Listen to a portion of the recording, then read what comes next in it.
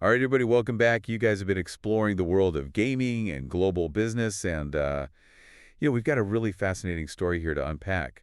You remember Niantic, Oh, yeah. the company behind Pokémon Go? Mm-hmm. Get this, they might be acquired by Scopely, Wow. a company that's owned by Saudi Arabia's public investment fund. Yeah, that's a big news. It's pretty wild, right? What does this mean for the future of Pokémon Go? Yeah, what is Saudi Arabia doing getting into gaming like this? Exactly. It's certainly raising eyebrows in the industry, I'd say. So, okay, we all know Pokémon Go is like this global phenomenon. Oh, for sure. But, like, what made it so successful? It wasn't the first augmented reality game, right? No, you're right. It wasn't the first one, but it definitely captured the public's imagination Yeah. in a way that no other AR game had before. I mean, part of it I think was the timing.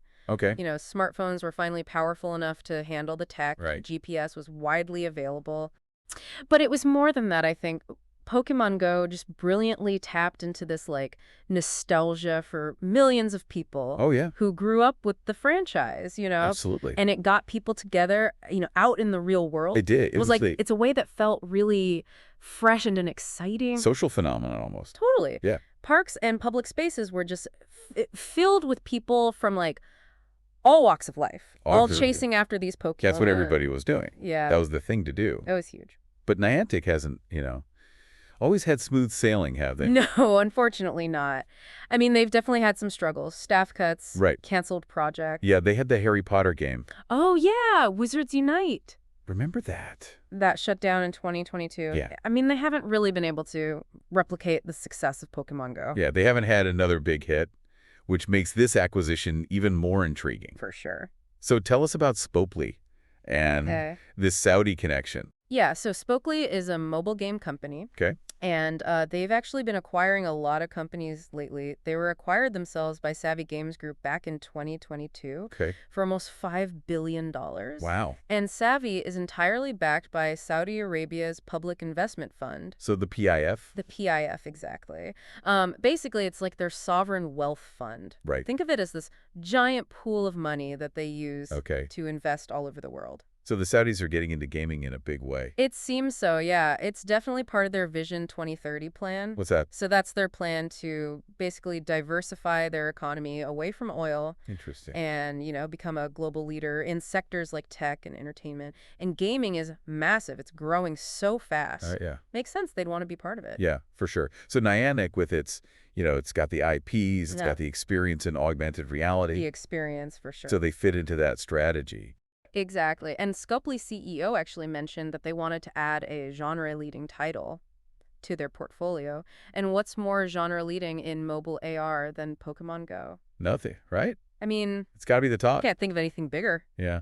It's interesting, though, when you think about John Hank, Yeah. Niantic's CEO, like his vision for the company was always more than just making games, wasn't it? You're absolutely right. Henke has always been passionate about using technology to get people out exploring and interacting in the real world. Yeah, he worked on Google Earth. Exactly. He was key in developing Google Earth and Google Maps. And that's all about, like, getting out there and seeing the world. Yeah, his goal with Pokemon Go was to get people off the couch and out to their communities. I mean, And they've definitely achieved that, to their credit, yeah. even if some of their other projects haven't been as successful. So with this acquisition, though, will his vision still align with what Scopely wants to do and Saudi Arabia ultimately? That's the big question, isn't it? Yeah. I mean, Niantic's been working on these really incredible 3D maps and geospatial models of the world. And, this technology has applications way beyond gaming. Like what? I mean, think about city planning, Oh, wow, yeah. navigation, even things like autonomous vehicles. So who knows what they'll use it for? Exactly. It remains to be seen what Scopely and their backers will do with all these assets. So this deal didn't just come out of nowhere, did it? No, not at all. Back in August of 2024, Niantic and Savvy Games Group signed a partnership.